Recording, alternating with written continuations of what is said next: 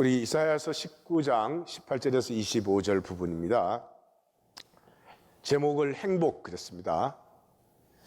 이 생명의 본질은 식물이 됐든 동물이 됐든 그 자신으로 그냥 아름답습니다. 그것이 행복입니다. 행복한 사람은 그 자신으로 아름답습니다. 꾸미려고 하지 않고 만들려고 하지 않고 다른 사람이 어떻게 보나 이거 컨트롤하려고 하지 않고 그냥 그 자신으로 하나님이 주신 아름다움으로 자연스러울 수 있습니다. 그것이 행복이에요. 인간 게임에만 불행이 있습니다. 이 지구 껍질에 우리끼리 만든 게임, 뭐가 돼야 돼, 뭐를 가져야 돼, 남보다 뭐 잘나야 돼. 인간 게임에만 불행이 있어요. 그것은 인간이 거짓되기 때문에.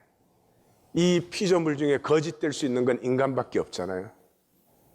거짓자로 살 수 있단 말이죠. 나로 살지 않고 에고로 사는 거지. 에고가 강해질수록 억지를 부려요. 오기를 부려요.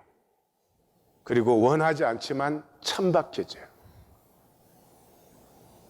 무엇보다도 어리석어집니다. 그래서 에고의 삶의 특징이 열심히 살아요.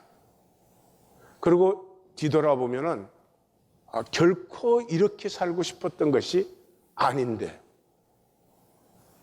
그게 하나님이 창조하신 본질의 행복을 버리고 내 손으로 내 세계를 만들어 가지고 너한테 보여주겠어. 이 삶의 비극이죠. 지난 주일 저녁에 굉장히 절망감에 깊어졌습니다. 말씀을 전할 때 우리의 삶에는 먹기도 있고 날기도 있죠. 우리 중에 아무도 난 먹기 위해서 존재한다 이런 사람은 없겠죠. 인간인데. 우리 모두는 날기를 원합니다. 난다는 것은 초월을 원하는 거죠. 초월이라는 것은 나를 희생하더라도 더 숭고한 가치를 피워낸다.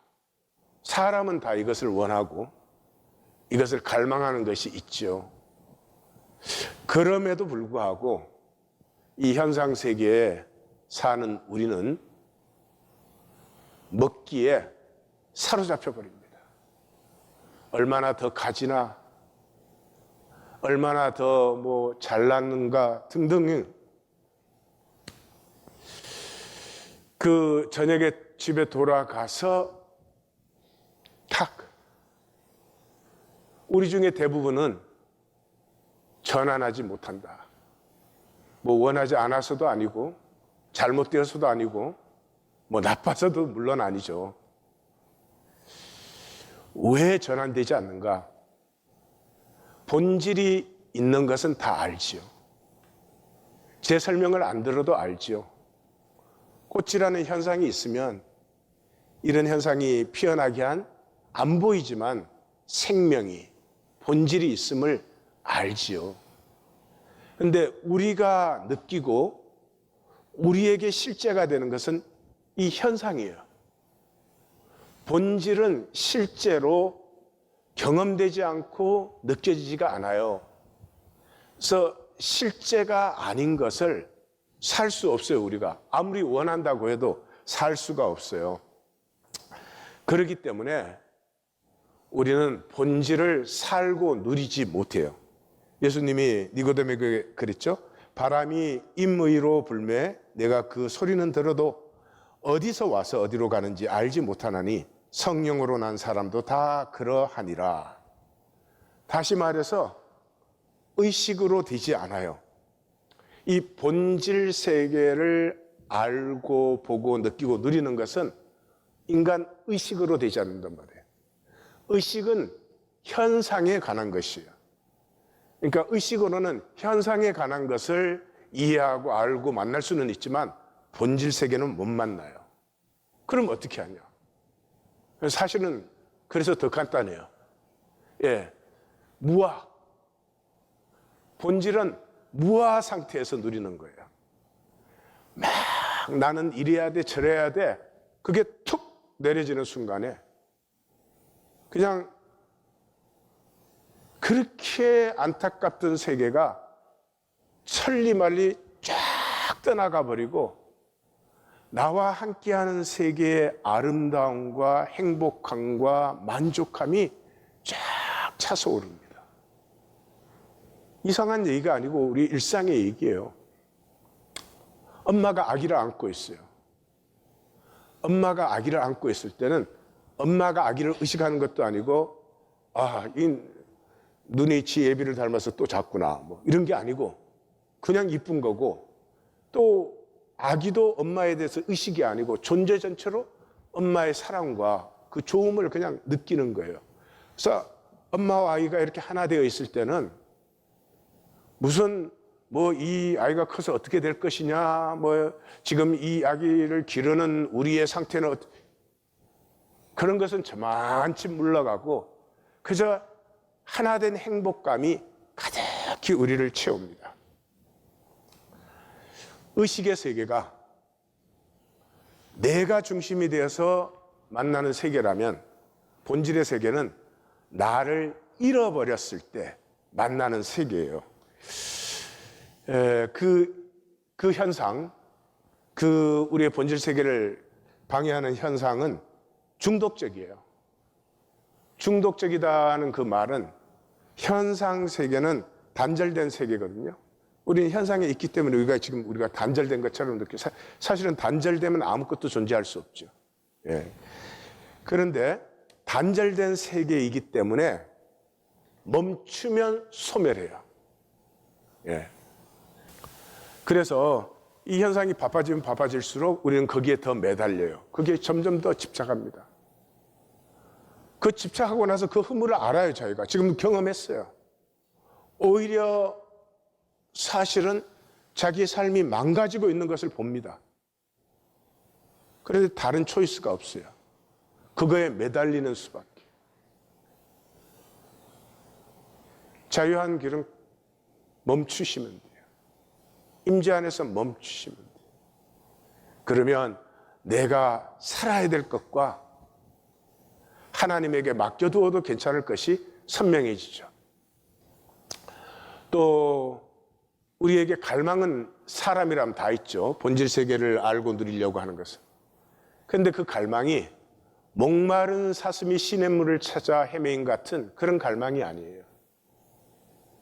의식의 갈망이기 때문에 절대로 그게 우선순위가 되지 않아요. 그게 중요하다고 생각을 해도 결국 삶의 우선순위는 우선 현상의 삶을 내가 어떻게 꾸려가는가 뿐만 아니라 이런 시간에 우리는 깨우침을 얻어요. 깨우침을 얻으면 다짐도 하고 결단도 해요. 그러나 다짐과 결단을 하고 나서 상황이 싹 새로워지면 그냥 상황의 그 신기루에 빨려 들어가 버려요. 그래서 우리 중에 이 본질을 다 살고 싶고 본질 세계를 누리고 싶지만은 우리 중에 그렇게 할 수 있는 사람은 없어요. 이 은혜의 터치가 일어날 때까지는 되지 않는 것이에요. 그래서 참 아무리 나누고 설명해봐야 결국 돌이킬 사람은 참 극히 드물어요. 근데 그 나눔에서 만나셨는지 모르겠지만 우리 하나님 교회는 이 돌이킨 사람들이 있어요. 이 나누는 게 전혀 다른데 캐치가 되셨는지 모르겠어요. 하여튼 그래서 다시 하나님 앞에 이제 기도하고 하나님 앞에 기도하면 하나님은 빤하셔. 결과는 내가 하니까 너는 충성해. 근데 그 빤한 답이 이상하죠. 또 새 힘을 줘요. 그래서 그래 우리 서로 나누어서 우리의 현 주소를 피차간에 파악하고 거기서부터 또 우리 힘을 내자. 그래서 이제 질문들을 나누었죠. 구원을 받았습니까? 하나님의 유업자이십니까? 본질 살기를 선택하셨습니까? 이 다스림의 권세를 누리고 계십니까? 나의 기도는 주님의 기도입니까? 그러잖아요. 믿는 사람은 이 세상에서 딱 구하는 게 딱 한 가지예요. 하나님의 나라가 임하기를. 하나님의 나라가 임하면은 아픔이 없죠. 평강과 안식이죠. 모두가 유업으로 충만하고 복되죠. 그러니까 주님의 기도가 다윗처럼 주님의 기도가 내 중심의 기도가 아니면은 현상의 사람이죠. 예. 하여튼 그렇게 해서 나누었더니 원함은 거의 다 있다. 그 1차적인 성공이에요. 예. 원하는 건 모두가 원하지만 그거는 위시의 원함이고요. 예. 의식적으로라도 내가 그걸 정말 찾고 싶다. 이것은 한 단계 이 접점에 나아간 원함이에요. 그래서 1차적인 단계는 하나님이 우리 가운데 이루셨어요. 문제는 그럼에도 불구하고 우리는 날개보다 먹이가 우선이라는 거죠. 먹이가 우선이다라는 말은 이 돈과 자식이 우선이다 이 말이죠. 그게 나쁜 것도 아니고 우리가 할 수 있는 것도 아니고 현상의 사람은 그게 그냥 그거예요. 그걸로 사는 거니까. 예. 그러니까 이 문제에서부터 우리는 어디로 가야 되나 하는 것이 이제 저에게 한 주일간의 묵상이 된 것인데요. 답변에 몇 분을 빼고는 답변이 전부 나는 구원받은 자녀다. 그러나 잘 살지는 못한다. 그런 답변이었죠. 예. 그거는 아직 현상의 사람이에요. 왜냐하면 살고 안 살고를 내 의식으로 할 수 있는 게 아니에요. 아무리 잘 살려고 한다고 되지 않잖아요. 수십 년을 해왔으니까. 그래서 이 현상의 사람은 이 생각과 삶의 구분을 피하는 에고로 생각을 해요. 예, 그래서 생각과 삶의 구분을 피한다는 말은 이렇게요. 내 진심은, 내 본심은 그게 아니었다. 내가 지금 신앙으로 못 살지만 내 본심은 내가 정말 주님을 따르고 싶고 따르려고 한다. 이런 거예요. 예, 근데 그러고는 그 자기의 생각과 삶을 이 구분을 하겠죠. 근데 구분을 못하는 척 섞어버려요. 그래서 내가 살지는 않아도 그렇게 살고자 하는 마음이 있으면 마치 괜찮은 것처럼. 예. 두 번째는 이제 살아야 된다고 분명히 생각을 해요. 그렇지만 의식으로 될 수 있는 일이 아니라는 걸 아직도 몰라요. 그래서 스스로 이렇게 마비를 시켜요. 그래도 난 살려는 마음이 있으니까 언젠가는 살 거야 이러는 거죠. 무엇보다도 제일 중요한 것은 내가 구원받았으면 나를 통해서 하나님이 피어납니다. 다시 말씀드려요. 내가 구원받은 자라면 갓난 아기여도 성인이어도 그 사람의 삶을 통해서는 하나님이 반드시 피어나요. 그럴 수밖에 없잖아요. 전 붙었으니까. 그 하나님의 신성이 피어나게 되는 것이에요. 근데 하나님의 신성이 피어나고 있지 않으면 이 구원을 원하고 그렇지만 구원 받았거나 하나님의 유업자가 된 것은 아니지요. 현상을 살고 있는 현상의 사람이죠. 여기서 중요한 것은 우리가 현상에 얽매인 것이 누가 우리를 그렇게 만든 것이 아니고 우리가 스스로 현상에 매달려 있어요. 하나님의 섭리예요. 예. 우리는 엄마의 이 모태에서부터 혈과 육으로 만들어져서 혈과 육의 세상 속에 태어났잖아요. 다시 말해서 스스로 얽매였다는 말은 에고로 살고 있는 것인데 성 어거스틴이 그렇게 말했어요. Jesus Christ himself could do nothing for many of his healers. 예수님이 앞에 많은 사람이 나왔지만은 사실 치유를 받고 구원받은 사람은 불과 몇 사람이었죠. 그죠? 치유받은 사람은 좀 더 있지만 진정한 구원을 받은 사람은 다 해야 120문도 될까. 대부분의 사람은 치유받지 못했죠. 왜요? 예수님의 능력이 없었어요? 예수님은 이렇게 하시면 인류 전체도 치유할 수 있으시죠. 그러나 그게 한 사람 한 사람이 정말 자기가 치유될 수 있다는 믿음으로 나온 게 아니라 예수님 요한복음에 뭐라고요? 넌 떡 먹고 배불렀으니까 나왔지. 떡을 찾아 나온 것이지. 영의 양식을 때문에 나온 자들은 아니었죠. 스스로가 거부한 것이지 예수님이 안 고쳐준 게 아니죠. 플라톤은 그렇게 말했어요.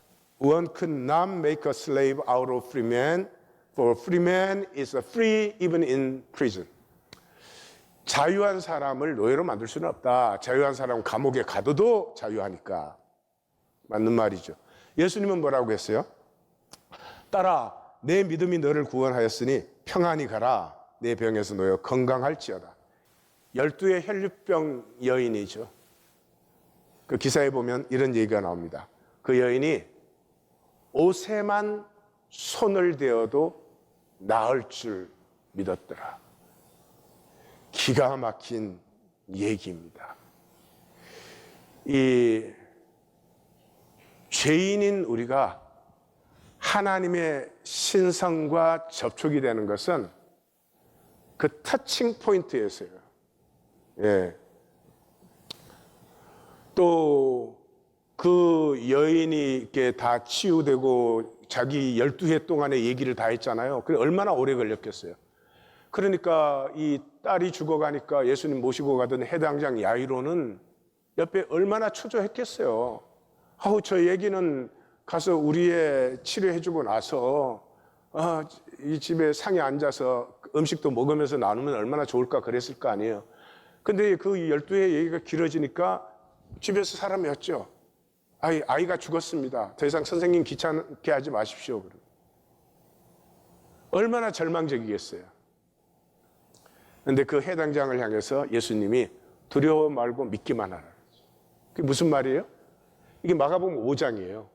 마가복음 2장에서 안식일 문제로 예수님은 이미 이단이 되셨어요.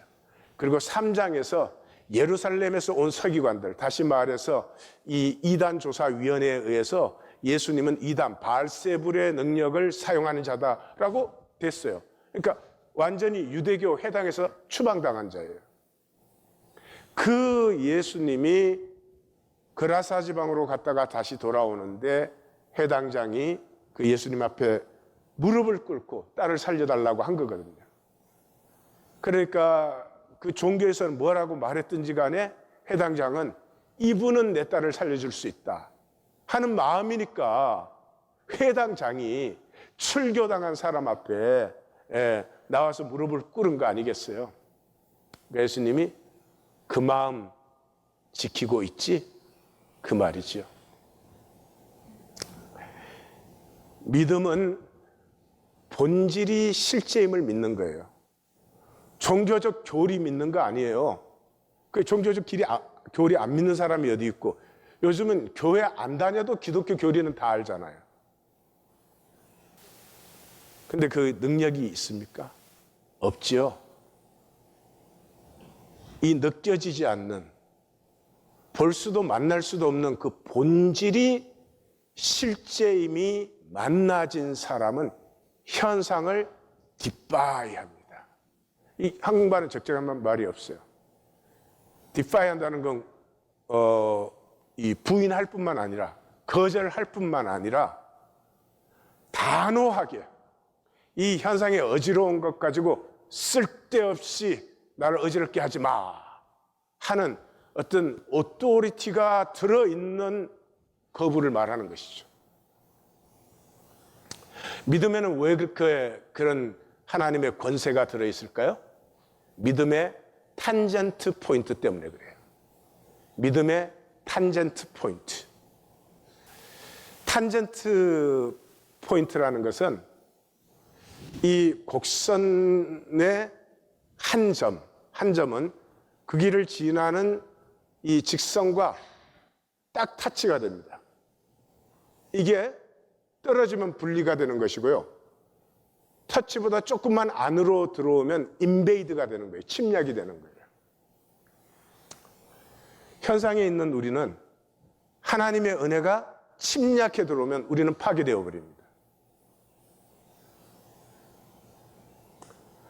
하나님과, 거룩한 하나님과 죄인인 내가 하나가 되는 교통, 하나가 되는 것은 본질계에서 돼요. 현상계에서는 하나가 될 수는 없고 하나가 된 교통을 누려요. 근데 그 교통은 탄젠트 포인트의 접점을 통해서 일어나요. 인베이드가 돼서도 안 돼요. 단절이 돼서도 안 돼요. 종교는 무지막지해요. 그래서 70년대, 80년대는 막 기도할 때 그런 거 했어요. 불을 내려주시옵소서. 사도행전에 그 있는 말씀 때문에 그런 기도를 하는 건데, 급하고 강한 바람 소리 같은 것이 있어요. 바람 소리가 아니고, 이 본질 세계는 전부가 기잖아요. 에너지잖아요. 그래서 강한 기가 움직이기 시작하면은 귀에 들리는 이 파장의 소리가 아닌 소리가 나타납니다. 하나님의 운행 역사하심이죠. 그 다음에 뭐라고요? 불의 혀같이 갈라지는 것이, 불이 임하면 타버리고 불의 그 혀같이 갈라진 그 끝자락이 각 사람 위에 있더라. 그러니까 이게 떨어진 것도 아니고 불이 침노해서 불을 태우는 것도 아니고 불의 끝자락과 사람이 탄젠트 포인트로 터치되어 있는 것이에요. 이 탄젠트 포인트의 접점에서만 거룩하신 하나님과 죄인인 우리의 교통이 가능해요. 종교는 막 무지막지하게 힘쓰고 애쓰고 그런다고 교통이 되는 것도 아니고, 거리를 두고 내가 애를 쓴다고 되는 것도 아니지요. 그 탄젠트 포인트가 뭐냐 그러면 나의 절망이에요. 내 현상으로는 나에게는 가능성이 없구나. 현상으로 열심히 살았잖아요. 안 됐잖아요. 안 된 정도가 아니고 지금 망해가고 있잖아요. 그 절망의 포인트에 이 현상 세계에 있는 동안은 하나님이 가장 가슴 아파하는 것이에요. 이게 로마서 7장 24절이에요. 오라라는 공고한 사람이라도 이 사망의 몸에서 누가 나를 건져내리요. 하나님이 그러면 그냥 아가 내가 여기 있다 그러죠. 근데 그때 하나님이 우리에게 침범이 되면은 우린 파멸되어 버려요. 그 나의 절망 때문에 아파하는 그곳에 하나님의 터치가 일어나면서, 그러므로 이제 그리스도 예수 안에 있는 자에게는 결코 정죄함이 없다니 하는 탄젠트 포인트가 일어나는 것이죠. 현상이 본질에 터치될 때, 침범도 아니고 단절도 아니고 터치되는 그 터칭 포인트를 통해서 교통이 일어나는데, 이때 질적 변화가 일어납니다. 물이 포도주로 바뀐 같이. 그런데 우리에게 일어나는 변화는 불행에서 행복이에요. 현상의 사람은 특징이 불행이에요. 돈 있어도 불행, 없어도 불행이에요. 예. 마음대로 돼도 불행, 마음대로 안 돼도 불행이에요. 그래서 여기서 재밌는 것은 이 탄젠트 포인트의 접점이 일어나서 이제 하늘과 땅이 통하기 시작하잖아요. 하늘과 땅이 통할 때 하늘과 땅이 통해서 나타나는 현상과 그냥 단절의 현상이 딱 다르면, 하늘과 땅이 통해서 나타난 현상은 막 광채가 번쩍번쩍하고 막 물을 탁 부으면 다이아몬드가 되고 그러면 얼마나 좋겠어요? 근데 그렇지 않단 말이에요. 마귀가 쏘긴 단절의 현상이나 본질에서 피어난 현상이 육의 눈에 볼 때에는 차이가 전혀 안 보여요. 그래서 마귀는 항상 이 본질계는 막 돌로도 떡이 되고 막 천사가 수종 들고 그런 현상이 일어나는 줄 알아요. 그리고 종교는 또 그걸 원해요. 모르니까. 본질계를 정말로 아는 사람은 본질계에서 피어나는 현상은 사실은 단절된 현상보다 훨씬 더 소박해요. 성경의 영성이 말씀이 육신이 되는 거죠. 그 현상으로 나타나요. 새 예루살렘이 하늘에서부터 땅으로 임하는 거죠. 또 뜻이 하늘에서와 같이 땅에서 이루어요. 다 현상화되는 것이에요. 근데 그냥 현상화가 아니라 본질에서부터 피어난 현상화예요. 이것을 다시 말하면 탄젠트 포인트의 교통이 일어나면서부터 현상과 본질이 일어나 하나가 된 통이 일어나는 것이에요. 근데 그게 보기에 다르지 않단 말이죠. 예수님이 이 땅에 계셨을 때 예수님은 막 빛이 번쩍번쩍 나시고 막 이렇게 손 한번 흔들면 공기청정기가 돼서 시원한 바람이 불어오고, 그러면 감히 누가 예수님을 죽였겠어요? 근데 보면 똑같단 말이죠. 먹기를 탐하고 포도주를 즐기는 자루다. 현상의 사람은 이원화밖에 몰라요. 하나가 된 소박함. 이사야 19장 18절에서 25절은 하나님의 가슴에는 이 축도 같은 것이에요. 축도. 모든 말씀을 증거할 때는 말씀 증거는 뭐 그 안에 우리를 향한 권면도 있고 뭐 꾸중도 있을 수 있고 이 사랑도 있을 수 있고 이렇지만은 그 모든 말씀을 전한 다음에는 축도, 약속을 선포하잖아요. 근데 축도는 뭐예요? 그 말씀이 어떤 말씀이었든 간에 그 말씀을 받는 성도들의 상황이 어떤 상황이었든 간에 너희는 그 모든 말씀을 통해서 너희는 이렇게 되기를 나는 꿈꾸고 있다 하는 하나님의 가슴이에요. 그래서 저는 축도를 할 때마다 목이 메어요. 말씀을 선포할 때마다 그 말씀이 우리에게는 아프죠. 우리의 현실은 말씀과 거리가 많은 게 사실이니까요. 그래도 하나님은 부모가 자식을 보듯이 자식이 못나고 부족해도 그 못났다 이렇게 혼낼 수도 있지만 그래도 그 자식이 잘 될 것이다, 이렇게 돼야 된다, 뭐 이런 꿈이 그 부모의 가슴에 있듯이 그런 본문이에요.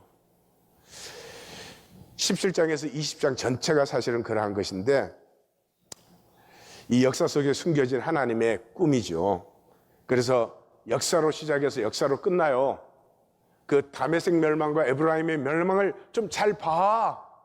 또 20장 1절에서 6절 봐. 저렇게 세상 힘을 의뢰하다가는 수치를 당하잖아. 그렇게 하시고는 그 안쪽에는 이스라엘이 구원의 하나님을 잊어버리고 영광을 버려버렸어요. 그런데 그 유다를 선지자를 통해서 나무라시면서도 그 하나님의 가슴 속에는 이스라엘이 애국과 아수르를 거느리고 세계 복이 되는 꿈을 하나님 가슴에는 품고 계신다 이 말이에요. 또 열방이 헛된 소동을 부려요. 열방이 소동 부린다고 뭐 하나님이 어떻게 하시겠어요? 하나님 잠잠히 보고 계세요. 그렇지만은 그 당시에는 제국 중에 최고의 제국이 애굽 아니에요. 애굽은 벌써 아수르가 있기 1000년 이상 전에 제국이 된 나라잖아요. 그 애국까지도 여호와의 날 하나님을 경배하게 된다. 그리고 이 점점점 더 제국 간의 헛된 이런 갈등 싸움들만 번져가고 있는 시간에 그러나 언젠가 만군의 여호와께 온 세계가 나오는 그날을 바라본다. 이게 하나님의 가슴, 하나님의 축도죠. 19장 18절에서 25절 본문을 보면은 하나님의 행복한 착각이에요. 물론 하나님은 착각을 안 하지만 우리가 보기에는 착각이에요. 에? 지금 꼬라지를 보면 어떻게 아수르와 애굽이 손잡고 여호와께 경배하러 나와요. 예. 그러나 하나님 가슴에는 그날에 애굽 땅이 가나안 방언을 말하고 만군의 여호와를 경배하고 경배하는 5 성읍이 있는데 심지어 그 중에는 태양의 집 성읍까지도 여호와를 경배한다. 그날에는 애굽 중앙에는 제단, 변경에는 2 기둥이 서고, 그리고 이것이 애굽 땅의 만군의 여호와의 징조와 증거가 되어서 애굽은 여호와께 부르짖고 여호와는 그 한 구원자를 보내사 그들을 건지신다. 한 구원자를 보내서 이게 이제 성경의 핵심 사상이에요. 이게 메시아 사상이라고 하죠. 근데 이 메시아는 원래는 개인이 아니고 집단이에요, 집단. 다시 말해서 메시아는 누구냐 그러면 이스라엘이에요. 하나님은 불가지의 하나님이세요. 하나님을 이 종교가 뭐 성경 공부하고 뭐 이래갖고 하나님을 가르칠 수 있다고 생각하는 건 정말 어리석기 짝이 없는 일이에요. 그렇게 가르쳐도 될 것 같으면 무슨 왜 십자가를 지시나. 그 불가지의 하나님을 현현시키는 것은 가슴과 존재로 하나님을 만나서, 제가 구원받은 자는 아까 뭐라고요? 하나님을 피운다고 했죠. 그 사랑, 그 백성은 하나님을 피워요. 하나님이 피어나요. 그래서 온 세상은 그거를 보고 하나님을 알게 돼요. 그래서 이스라엘을 그렇게 하시기 위해서 택했었는데 이스라엘이 딴짓을 했죠. 결국은 불순종에 이게 겹쳐서 마지막에는 나사렛 예수 홀로 하나님을 그 존재 전체로 받았죠. 이 땅에 이 고통과 멸망을 아파하는 하나님의 가슴을 그대로 받았죠. 그 십자가죠. 그 십자가에서부터 하나님이 피어나죠. 부활하고 승천하고 성령을 보내사 그 가슴을 받은 사람들, 그리스도의 몸이 된 사람들, 그리스도의 몸이니까 그리스도의 인격을, 신성을 현현시키는 사람들, 그것이 교회예요. 우리 하나인 교회에서는 이렇게 건물 짓고 여기다 조직 만들고 그리고 사람 모아놓으면 교회라고 하는 사람은 인재는 없어야 됩니다. 인재는 없어야 됩니다. 하나님의 은혜에 터치된 두세 사람들, 더 이상 그 불행과 목마름에서 자유함을 얻어서 짧은 한 생에 사는데 하나님 계시면 된 거 아니에요? 하나님이 굶기겠어요? 안 입히겠어요? 광야에서도 신기고 입혔다 그러지 않아요? 하나님 있으면 하나님으로 소박하게 함께 살아가는 그 사람들을 통해서 겉으로 보기에는 똑같은데 가만 보면 저 사람들은 이상해요. 뭔가 다른 것이 피어나고 있어요. 뭔가 다른 것을 사는 것이 분명해요. 저 사람들 저렇게 서로 격려하고 돌보는 거, 저 진심 맞아? 아닐 거야. 세상에 저런 사람들이 어디 있어? 저 다 뭔가 바라는 게 있으니까 저러겠지? 라고밖에 생각 못 되는. 겉으로는 똑같은데 무언가는 다른 것이 흐르고 있는 사람들이 일어나는 것이죠. 그 날에 애굽이 여호와를 알고 경배하고 소원을 지키고 여호와께서 치심으로 고치고 돌이키게 하여 고치고, 하나님께서 버리시는 게 아닌 치시고 돌이키게 하시는데 결국은 그것을 통해서 남은 자를 세우시는. 그래서 그 날에 애굽 아수르가의 대로가 열려서 함께하고, 그날에는 이스라엘이 애굽과 아수르를 거느리고 세계에 복이 되고, 이는 만군의 여호와께서 복주시며 이르시되 내 백성 애굽 내 손으로 지은 아수르 내 기업 이스라엘이여 복이 있을지어다. 네.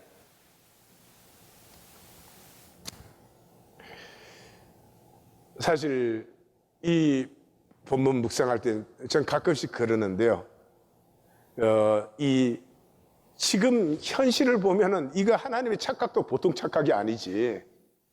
그런데도 하나님은 그 꿈을 갖고 내 백성 애굽 내 손으로 지은 아수르 내 기업 이스라엘 하는데, 여기 읽다가 저는 책상 밑에 그대로 끌어 엎드렸습니다.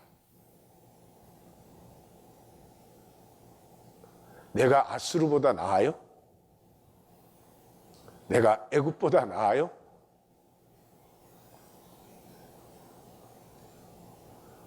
주님, 나를 복 주시옵소서. 목회자가 되어서 제일 불행한 목회자는 성도들에게 복이 되지 않는 목회자죠. 이 종교시대는 복은커녕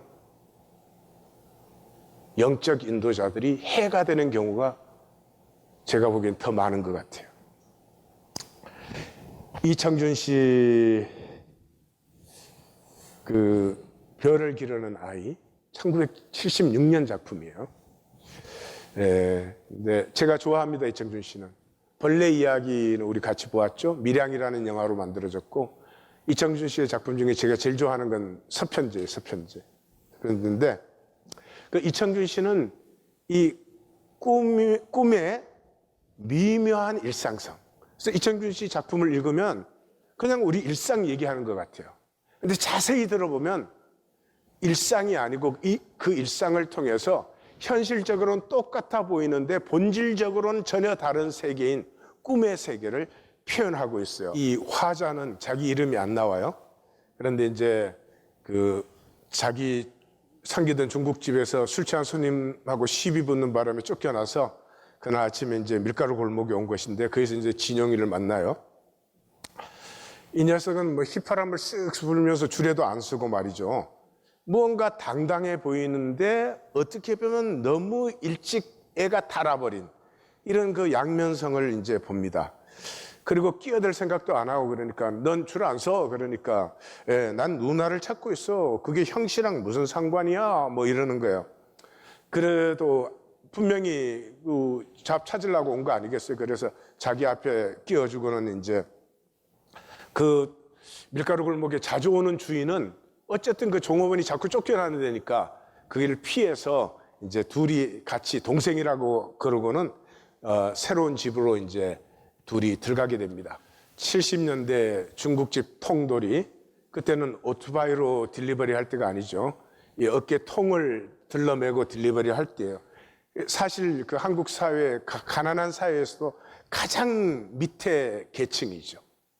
그런데도 그 가슴에 뭔가 꿈이 하나 있음으로 말미암아서 전혀 다른 차원의 어떤 것이 피어나고 있는 것이죠. 그리고 정말 누나를 찾는 건지 아닌지 잘 모르겠어요. 근데 그 안주머니에 다른 봉투 하나가 있는데 거기에 보면은 영등포 사이다 공장 주소가 있어요. 그리고 또 그 근처 이 둘이 같이 간 데가 아파트촌이 많은데, 이 통돌이들은 아파트촌을 싫어한대요.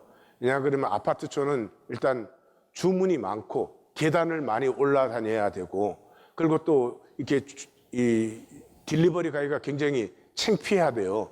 그런데 오히려 아파트촌에 사람들이 많으니까 이 진영이는 막 때를 만난 것처럼 그렇게 막 웃으면서 기쁨으로 밝고 똘똘하고 그렇게 막 신명나하는 거 보면 분명히 뭔가를 찾으니까 그 사람이 많은 걸 좋아하겠지.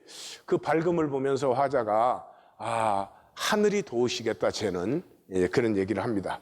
그러면서 이제 순회라고 하는 그 영등포에서 그 버스 종점이 있는데, 종점의 차장들 합숙소인데 거기에도 이제 그 많이 딜리버리를 가고 그러죠. 그런데 그 순회라고 하는 차장이 이제 이 화자에게 상당히 관심을 기울이고 그래요. 그런데 딱 그렇게 이제 화자가 얘기를 해요. 내 결심이 신통치 않았더라면, 내가 그 진영이를 누나 찾는 걸 돕겠다는 결심이 신통치 않았더라면은 참 길이 거기에서 갈릴 수도 있었다. 뭐 순회하고 재밌게 지나면서 그랬을 수도 있는데, 이 누나를 찾아주는 일이 더 소중한 일이어서 내가 그 절제를 잘했다. 그러면서 그 차순이들 앞에서 내가 우리 진영이는 누나를 찾고 있는 사람이다. 그러면서 막 명령설을 한번 했어요. 그랬더니 차장들이 다 눈물을 걸썽이면서 다 자기들도 돕겠다고 그랬어요. 근데 그 다음날 진영이한테 이 차장들이 너 누나 찾는 거 우리가 도와줄게. 그러니까 진영이가 남이야 누나 찾든 말든 신경 꺼 그러거든요. 그러니까 얘가 정말 누나 찾는 애면 그러겠느냐는 거지. 이 시내버스 차장이면 얼마나 가능성이 넓어요. 그러니까 이제 오히려 화자 보고 너는 없는 누나를 찾아준다고 참 너 착하기도 하다 뭐 이렇게 비꼬을 당해요. 그래서 결국 거기서 진영이도 떠나고 자기도 떠날 수밖에 없어요. 뭔가 어리석고 찬진한 것 같으면서도 또 지혜롭고 당당한데 그것이 나를 슬프고 두렵게 만들었다. 이창준 씨는 뭐를 본 사람이요? 만난 사람이에요. 예. 그래서 이제 둘이서 이제 사흘 만에 다시 또 밀가루 골목에서 만나서 이제는 그 사이다 공장이 있는 그 앞쪽으로 같이 갑니다. 그런데 거기에 가서 야, 너 좀 똑바로 얘기해봐라. 누나 찾는 거냐 안 찾는 거냐, 인마. 너 누나 찾아도 내가 채소 안 삼을게. 그랬더니 그냥 진영이가 막 달려들어서 덩치가 작고 키도 작거든요. 팔을 이빨로 물어뜯으면서 네 같은 게 우리 누나한테 그런 말을 했다고, 우리 누나가 네 같은 거 인간으로 볼 것 같아 막 그러면서 막 흥분하고 난리가 나는 거예요. 그러니까 이 진영이 가슴에 누나는 이제 별이에요. 근데 한 번은 이 여공들이 쫙 퇴근하는데 이렇게 그 통을 들고 진영이가 이렇게 서 있다가 한 여공을 보고 누나 그렇게 불렀어요. 그러니까 그 여공이 진영이를 딱 봤어요. 예, 지금 화자는 저쪽 골목 끝에서 이게 보고 있는 거예요, 우연히. 그랬는데 그 누나가 진영아 그러니까 너 진영이 맞지? 그러니까 얘는 도망가 버리는 거예요. 그래서 이제 화자하고 그 여공하고 같이 얘기를 했더니 거기서 이제 진실을 알게 됐죠. 이 엄마가 일찍 죽고 이 누나가 진영이를 사실은 기른 거죠. 그런데 이 누나가 초등학교 졸업하고 나서 살림을 하니까 1년을 살림을 하고 나서 이 가장 친한 친구하고 서울로 돈 벌러 올라온 거예요. 그런데 올라와서 돈도 좀 모은 건 아니지만 조금씩 집에도 보내고 그랬는데 2년째 될 때 교통사고가 나서 죽었어요. 그래서 그 아버지가 이제 그 어부인데 올라왔는데 다행히 차를 치은 사람이 그렇게 야박한 사람이 아니어서 위로금도 주고 그랬어요. 그런데 내려와서는 그 장례식 치르고 남은 돈은 전부 술로 계속 탕진을 해버렸어요. 그리고 이제 진영이한테는 아무 말도 안 해준 거예요. 못 해준 거겠죠. 그러니까 이 6개월 후에 진영이가 누나 찾겠다고 서울에 나타난 거예요. 그러니까 이제 이 친구는 짐작은 가는데 말을 해줄 수는 없으니까 더 좋은 데가 있어서 글로 옮겼다. 근데 난 모른다. 그러니까 진영이가 난 누나를 찾겠다 그래요. 그러니까 이제 그 친구 누나가 누나는 이제는 아무도 찾을 수 없는 곳에서 살고 있어. 진영이가 그 말을 충분히 알아들었죠. 그럼에도 불구하고 현상에서 없다고 해서 자기 가슴에 누나라는 실제를 지울 수가 없는 거예요. 애 어른 같은 엄용스러움과 징그러움. 이창준 씨는 이 본질을 본 사람이에요. 우리가 혈육에 사는 동안 우리가 혈육의 그런 모습이 없어지는 게 아니에요. 그럼에도 불구하고 이 본질과 연결이 된 사람은 그 엄용스럽고 징그러움에도 불구하고 자신의 나이까지도 훨씬 앞질러 버린 듯한 기묘하고도 맑은 지혜, 그리고 나까지도 한번 제대로 사람 노릇 해보고 싶다는 이 뿌듯함을 주는, 이게 꿈을 기르고 있는 자의 신비죠. 신앙은 꿈으로 바보된 자들의 것이에요. 바보는 행복의 증상이에요. 불행한 사람은 금방 알 수 있어요. 불행한 사람은 다 알아. 모르는 게 없어. 불행한 사람은 다 알아야 돼. 행복한 사람은 그런 게 별로 중요하지 않아요. 몰라도 그만, 알아도 그만. 그런 건 아무 상관이 없어. 딸 바보 뭐 그런 말 있잖아요. 예, 딸 너무 좋아하면 이렇게 바보가 되잖아요. 예. 그래서 신앙은 꿈으로 바보가 된 자들의 것이에요. 바보는 행복의 정상이에요. 그래서 현상에 멍청해져 가지고 돌로 떡을 만들어라, 뭐 이 천사수종을 들어라, 뭐 그다음에 만국의 영광을 가져라, 뭐 그러면 이 현상의 사람들은 뭐 혹하는 거잖아요. 근데 이 꿈을 가진 사람에게는 왜? 뭐 하려고 돌로 떡을 만들어?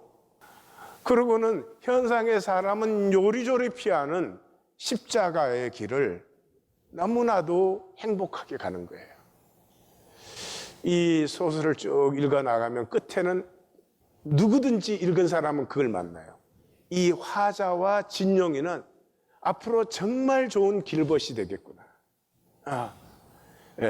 이 벌써 화자가 그 여자친구의 그 유혹이 있어도 그것보다도 두 사람의 우정을 더 소중하게 생각하듯이 1820 데일리 브레드는 꿈으로 이 하나님의 탄젠트 포인트의 접점을 만나가지고 이 음흉하고 이 징그러운 이 죄인의 심성에 그 하나 정죄 없이 그냥 임하시는 하나님의 맑고 싱그러운 은혜가 교통되어지면서 그것으로 하나 된 사람들이 참 아름다운 발걸음을 같이 하겠구나, 정말 행복한 길벗이 되어서 가겠구나 하는 것을 누구든지 다 읽을 수가 있고, 하나님께서 우리에게는 그 기회를 주셨어요. 1820은 하나님의 최고의 선물입니다. 별을 기르는 가슴, 말씀을 받고 꿈이 없는 사람, 정말로 불쌍한 것입니다. 말씀은 꿈으로 받는 것입니다. 우리 보고 살아달라는 거 아니에요. 말씀 속에는 하나님의 무한한 사랑이 들어있어요. 나를 향한 꿈이 들어있어요. 그 하나님의 꿈을 받은 가슴 되어서 우리 하나님 앞에 쓸 때까지 행복한 길벗 되어서 서로를 아껴주고 축복하고 손잡고 함께 가십시다.